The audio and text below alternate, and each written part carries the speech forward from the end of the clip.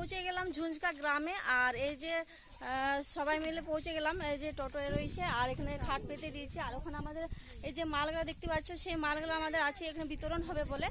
আর এখানে ওই যে যাদেরকে বিতরণ করব তারা এই যে মানে আমরা করব, আর যারা এসছে গ্রাম থেকে সবাই এখানে এসছে। এখনও কেউ মানে বেশি কেউ এখন আসেনি, আসবে আস্তে আস্তে করে।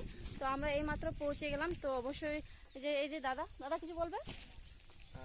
বাস একটাই কথা বলবো কি আপনারা এইভাবেই সহযোগিতা করুন, আপনারা ভালোবাসা দিন, এইভাবেই সেবা কাজ চালিয়ে যাবো। প্রায় 7 বছর কমপ্লিট হয়েছে, 8 বছরে পা রেখেছি।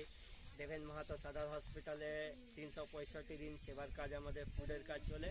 কিন্তু রবিবার যেদিন আমাদের ছুটির দিন থাকে সেদিন আমরা কিছু তুফানি করি, আর সেই তুফানি কাজ করার জন্য আমরা পৌঁছে গেছি আপনাদের দেওয়া নতুন পুরানো জামা কাপড় নিয়ে। প্রায় পুরুলিয়া থেকে টাউন থেকে 22 কিলোমিটার দূরে, আর সেখানে আজকে কাপড় বিতরণ হবে। সব কিছু হয়ে আপনাদের সহযোগিতা, ভালোবাসা। তো এইভাবে দুহাত বাড়িয়ে দিন আমাদের কাছে, আর এইভাবে সহযোগিতা করুন, তাতে অনেক মানুষের মুখে অন্ন তুলে দিতে পারবো, অনেক মানুষের জন্য কাপড় তুলে দিতে পারবো। জয় হিন্দ। জয় হিন্দ, জয় ভারত। আর এই যে দিদি ভাই আছে, দিদিও বিতরণ করবে। আর দিদি আছে কোথায় গেল? ও ওই যে আর দিদি আছে, ও তো ওই মানে সবার সাথে গল্প করছে একটু, যাই হোক। তো ওই যে দিদি ভাই আছে, দিদি ভাই আসছে, কিছু ও দিদি কিছু বলছে মানে বলতে চাই, তো কিছু বল, কিছু বল। ও কিছু বলতে চাইছে না আর কি। তো দাদা ভাই কিছু বলতে চাও তুমি? না,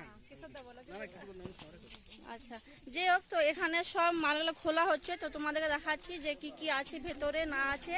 তো সব যখন দেবো তখন অবশ্যই দেখতে পাবে। তো চলো এখানের মতো রাখলাম, সবাইকে টাটা। আর অবশ্যই আমাদের সাথে থাকবে আর সব সময় আমাদের পাশে থাকবে, একটু সাহায্য করবে সবাই। আর এখনের মতো রাখলাম, যখন বিতরণ হবে তো অবশ্যই আবার একটা ভিডিও করে তুলে ধরবো তোমাদেরকে। আর ব্লগটা হচ্ছে অনেক বড় ব্লগ হয়ে যাবে, কিছু মনে করবে না, এইটা কিন্তু পুরো ভিডিওটা দেখবে সবাই। তো এখানে সব তুলে মানে দেখাচ্ছি তোমাদেরকে কি কি আছে বলে।